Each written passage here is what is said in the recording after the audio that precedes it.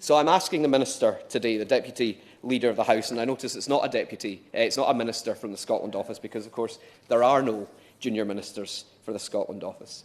But I ask the Government, does it accept the principle of the claim of right for Scotland? The Conservatives, uniquely among political parties in Scotland, refused both to sign the Declaration in 1989 or to back it in the Scottish Parliament 2012 vote. But given the promises that were made during the independence referendum, the Respect agenda and the partnership of nations we're supposed to belong to, will they reconsider? And if he can't bring himself to commit to something so momentous today, will he at least recognise that the differential result in the Brexit referendum means there must be a differential response from the Government?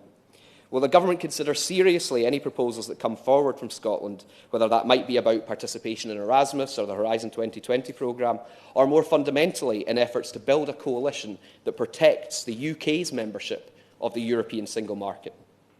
Will the Minister and Government consider how effectively the voices of Scotland's MPs of all parties are heard in this House? Surely it is time for a review of the evil procedures which are wasting parliamentary time and continue to undermine our supposed equal status in this House.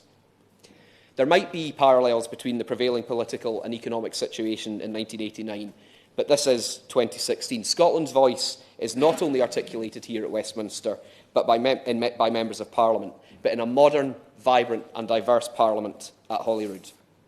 And those of us who have been elected to the House of Commons come from a very different tradition to our predecessors. We have not come here to settle down, to bide our time and hope one day for a seat in the House of Lords. When I leave this place, as I'm very well aware that I will, it will either be because I've decided not to put myself forward, because the voters have decided that they want someone else, or because at last there will be no need for Scotland to send MPs to Westminster.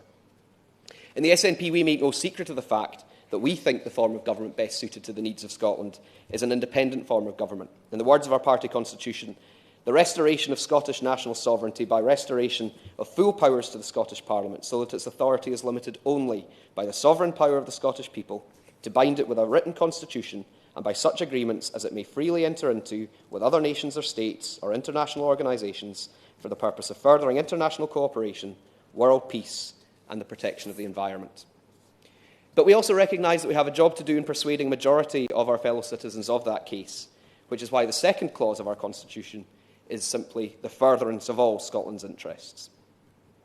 We do not make any special claim to the claim of right. It is, by definition, something that belongs to everyone in Scotland, regardless of which political party they support or which constitutional option they prefer.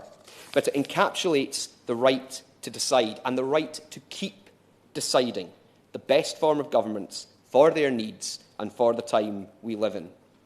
When the Scottish Parliament debated and adopted the claim of right in 2012, it didn't endorse the principle of independence, but it acknowledged the principle of deciding on independence.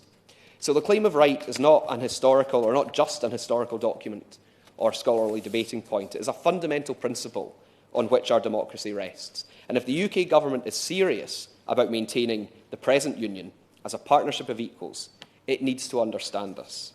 So I hope that 27 years since the Declaration was signed, 19 years since the devolution referendum, 17 years since the Scottish Parliament was established, 9 years since the first SNP government was elected, 2 years since the independence referendum, 18 months since the UK general election, 4 months since the Scottish Parliament election, and 3 months since the European referendum, that the government might finally start to get the message.